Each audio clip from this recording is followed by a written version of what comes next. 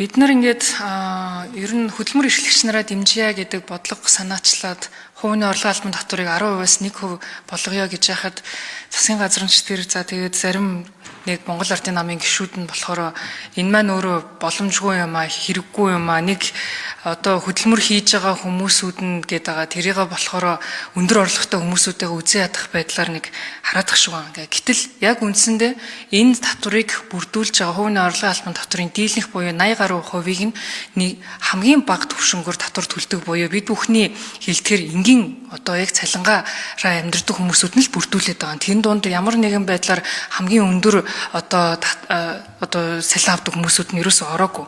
За тэгэд нэг зүйл байгаа юм нь болохоор бид нар ингээд хөдөлмөр хийдэг хүмүүсүүдтэйгээ ерөөсөө дэмжиж гэдэггүй.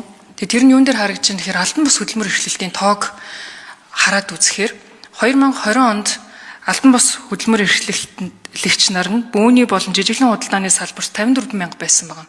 2024 он болоход 112 мянга болж 2.1 дахин өссөн. Энэ юуг илэрхийлж байгаа вэ гэхээр манай татварын бодлого маш хүнд байгаа юм. Тийм учраас энэ хүмүүс маань татвар төлөгч биш байгаад одоо ингээд албан бусаар хөдөлмөр эрхлээд ингээд явах шийдвэрийг гаргаад байна гэсэн үг.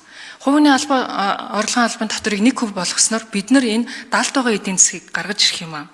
Бас дараагийн нэг зүйл нь болохоор бид нар энэ дундаж давхрыгаа дэмжинэ. Хувийн орлогын албан татварыг бол багасгахгүйгээр тэр дундаж давхар руу чиглэсэн бодлого явуулна гэддэг. Тэгэд энэ засгийн газрын хэрэгжүүлж байгаа бодлого нь болохоор жидүү сангаар одоо жишээ нь дэмжинэ гэж хэлдэг. 2025 онд 1210 компани хүсэлтэд явуулсан байгаа. Тэн дундаас 324 компани болохоор тэр жидүү сангаас зээл авсан. Нийтдээ 47.8 тэрбум төгрөг. За ингээд үлдсэн 886 компани нь болохоор санхүүгийн их усүр байхгүй болохоор энэ одоо хөнгөлөлттэй жидүүгийн зээлд бол хамрагдаж чадаагүй.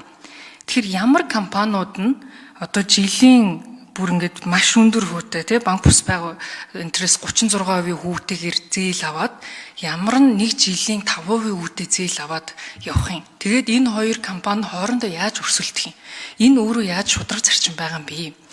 Тэгэхээр ингээд төр өөрөө ингээд шудраг бус зарчмуудыг бий болгоод харин ч бүр ингээд нийтэд нь бүх иргэдэд нь хамаатайгаар хамгийн олон хүнийг хамарсан хувийн орлогын албан татвар 1% болгочоо гэж яхад нь тэрийг одоо дургуутсаад байгаа гэдэг нь бол маш тийм шудраг ёсны зарчимд бол үйлчлэх хэрэг байгаа.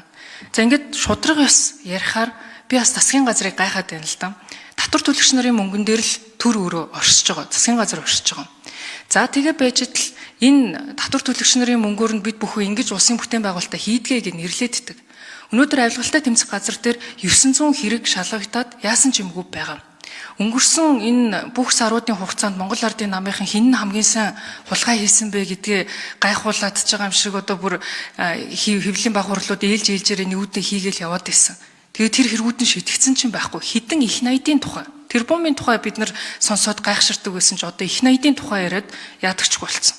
Ингээд өөрсдөө болохоор татвар төлөгчдийн мөнгийг шамшигдуулаад хулгай хийгээд ингээд авснаа яриад байгаа хэрнээ тэр зүйлүүдэд ямар ч хариуцлага хүлээхгүй тэгсэн хэрнээ татвар төлөгч нар нь үнэхээр төлж чадахгүй байна. Энийгээ буулгая гэж яхад нь 100 мянган гар үсэг зурчгаад байхад тэрийгээ буулгаж боломжгүй гэд хэлээд явж гин гэдэг бол маш болчмгүй үйлдэл. Энийгээ бол зогсоох хэрэгтэй байгаа. Тэгээд ялцчгүй цаг хугацааны явцад бол энэ бодлого өөрөө манай татварын тогтолцоо буруу байгаа маань гэдэг маань харагдаад байгаа. Би бас гайхаад байгаа юм байгаа юм л да. Бид нар ингээд Монголд одоо залуучууд нь Монгол улсад амьдрах итгэлгүй байгаад байна. Маш олон залуучууд одоо бүх 10 жил дээр яваад асуугаад үзэх юм бол энд бүх ер нь бол дийлэнх нь Монголд амьдрахгүйгээр гадагшаа явъя гэдэг сонголт гаргаж байгаа. Яагаад вэ гэхээр ер нь бидний ингээд сүүлийн 12 жил гаргасан бодлого нь бол ердөөсөө өндөр орлого олох, чинэлэг байх, амьдрал ахуйгаа сайшин үүдэн татах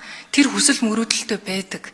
Тэр хүсэл мөрөөдөл болон тэр зүйлүүдэд ярьж байгаа хүмүүсүүдийг бид бүхэн буюу дундаж давхрын тухай л яриад байгаа. Тэр хүмүүсүүдтэйгээ дэмжих бодлого ерөөсөө хизээч хийдэггүй байгааддаг. Тэгээд ямар нэгэн байдлаар төрөөс хамааралгүйгээр ажил хөдөлмөр эрхлээд өөрсдийнхөө бизнесийг сайн ашиг орлоготой болгоод явчаа гэдэг санаачлаг гаргахаар нь энд баяжих гэдэг нь тэд нар илүү болох гэдэг нь тийм болохоор энэ хүмүүсүүд чинь бараг ловирцсан гэдэг.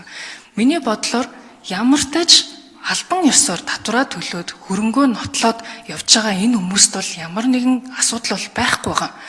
Бид бүхний анхаарах ёстой гэдэг 50-60 байшинтай 50-60 үл хөдлөх хөрөнгөтэй гэж таны нэрлэж байгаа хүмүүс нь бол ямар нэгэн аргаар тендертэй буюу төртэй холбоотойгоор төрийн давуу эрх мэдлийг ашиглаж тэр нь болохоор хууль бусаар тэр хөрөнгийг олж авсан хүмүүсийн тухай байгаа. Үнэхээр хөдөлмөрлөөд тэр хүн хөрөнгөтэй болж чадсан байвал тийм нийгмийг бүтээхийг бид хичээх ёстой шүү дээ. Монгол улсын иргэд маань чинээлэг болох ёстой. Маш олон чинээлэг иргэнтэй болж иж манай улс хөгжинэ.